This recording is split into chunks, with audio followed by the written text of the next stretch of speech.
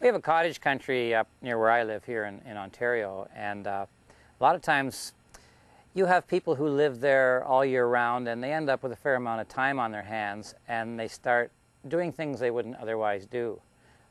For instance, tire art, making bird shapes and swings and driveway liners out of tires, occurred to us as something we should have some fun with. So we took it to the next step in this show. We made an entire set of girls' bedroom furniture out of tires.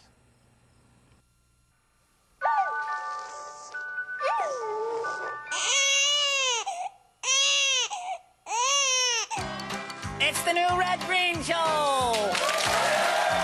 now here's the man voted most likely to have a TV show based in a lodge named after a possum. Your host, my Uncle Red Green!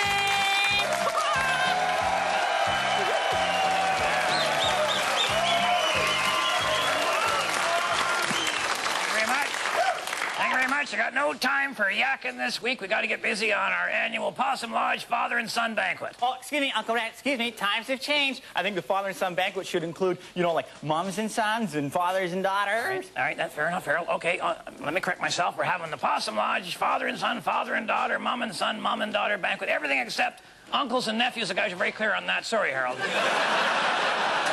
That's okay. That's okay, because my dad's coming, but, you know, thanks for asking. No, I wasn't asking. Yeah, you were. I know the way you asked. You asked. No, I wasn't you asked me, and I said, I can't. No, I wasn't. I know you said no. I would know if I could, but I can't. Stop asking. I wasn't Stop asking. I'm not asking. You're not asking. You're asking. I'm not asking. I'm not. Are you getting mad? I am.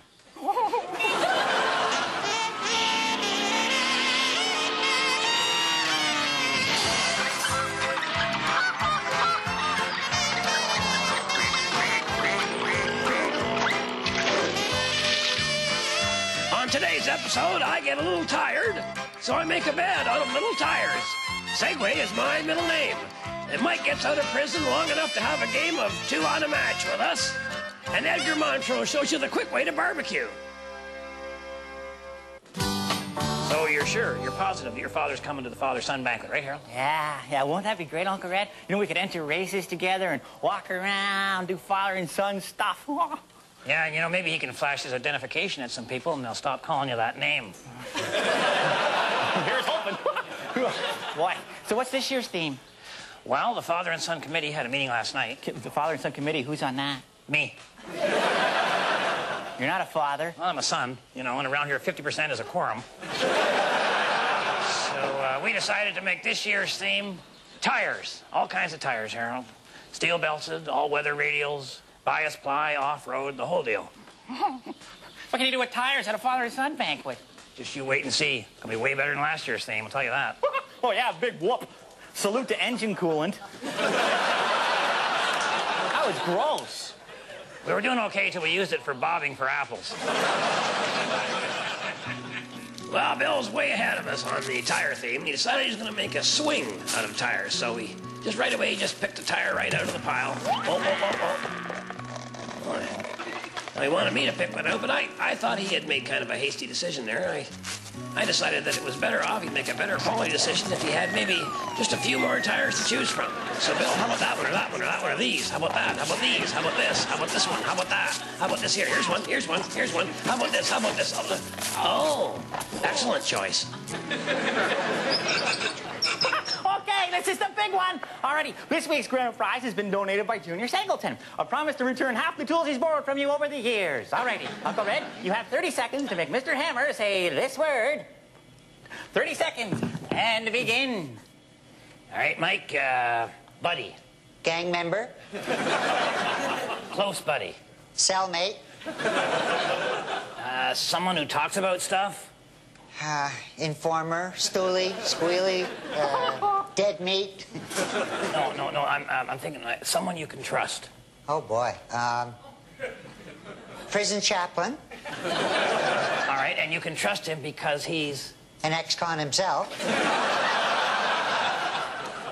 Let me go another way with this, all right? I'm not just the guy who signed you out on a parole thing. I'm also your buddy, your pal, your... Warden. You're running out of time. Okay, Mike, there must be somebody you can trust. Bambi Bazooms, the feather dancer. All right, fair enough. So Bambi is your... Mom?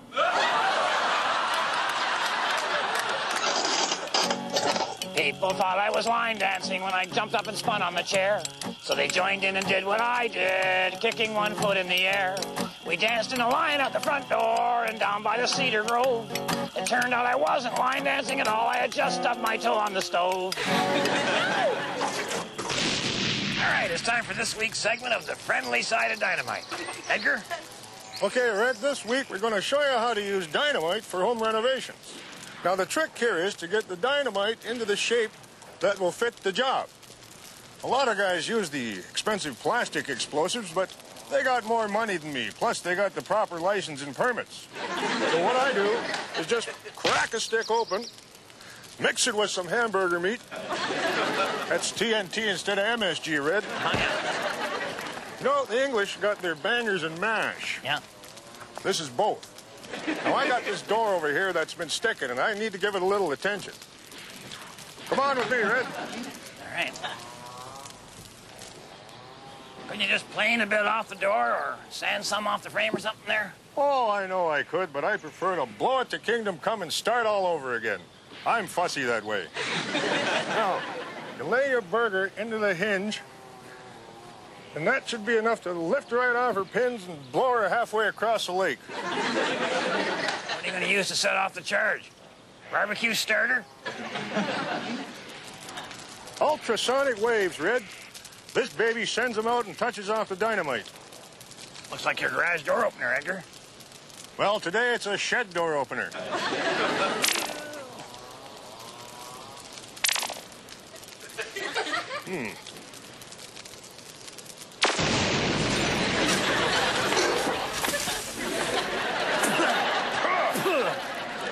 This week on Handyman Corner, I thought I'd carry on with the theme of our father-son, father-daughter, mother-son, mother-daughter picnic banquet thing, namely, tires. You know, the young girls of today, they're growing up, they're concerned with the ecology, they want to make a difference. So what do you say we make an entire girls' bedroom suite completely out of recycled tires? Girls like pretty things, so I suggest you go with the weight wall on that. First thing we could build is a vanity mirror. Yeah, you already got the ebony frame on there with the decorator white accent. And then for your mirror, I suggest you go with the moon disc on there. It's an attractive unit, and it's got the curve on her there, and it makes women look slimmer than they really are. They really appreciate that, especially those 13-year-old girls going through that chunky stage.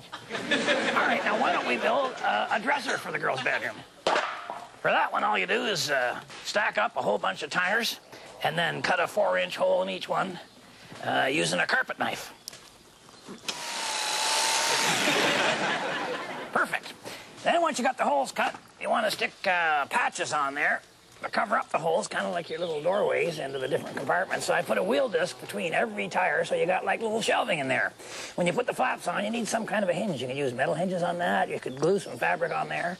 Or, if you like the look of silver, I suggest the handyman's secret weapon, duct tape. Then once you got all your flaps on there, of course, you can just reach in, get your various articles of clothing. Maybe you keep T-shirts there, and none of my business. And you got your, maybe, what do you got in here? Socks. All right, look at how neat and tidy looking that is. And that's just the beginning.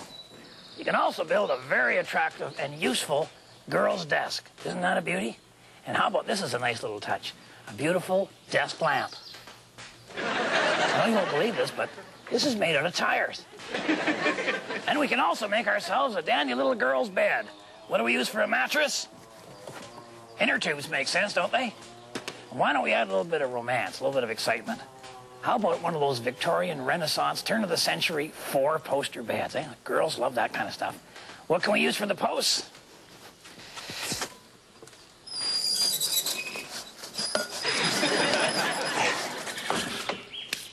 How about one of these rear end units, which you can get out of passing vehicles if you dig a big enough pothole?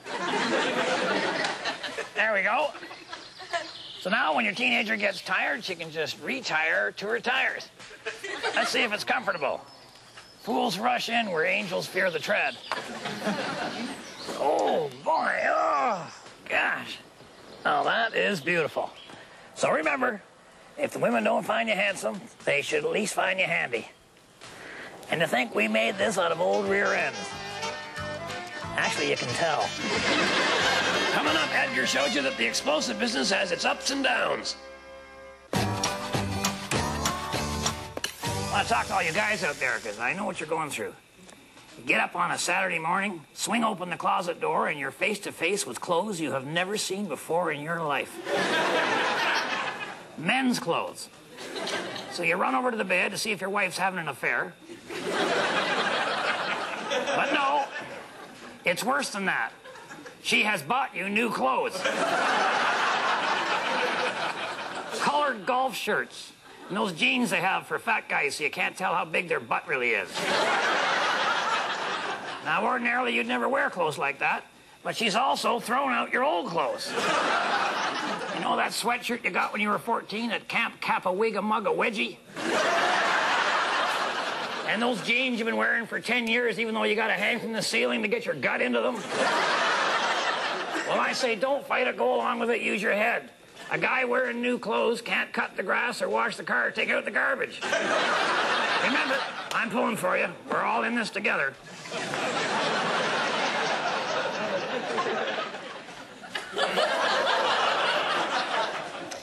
You'll never guess what we found, Harold, down the road behind Lucky Balderson's place. Tire dump. Had to be 5 acres of tires. No wonder they call them Lucky.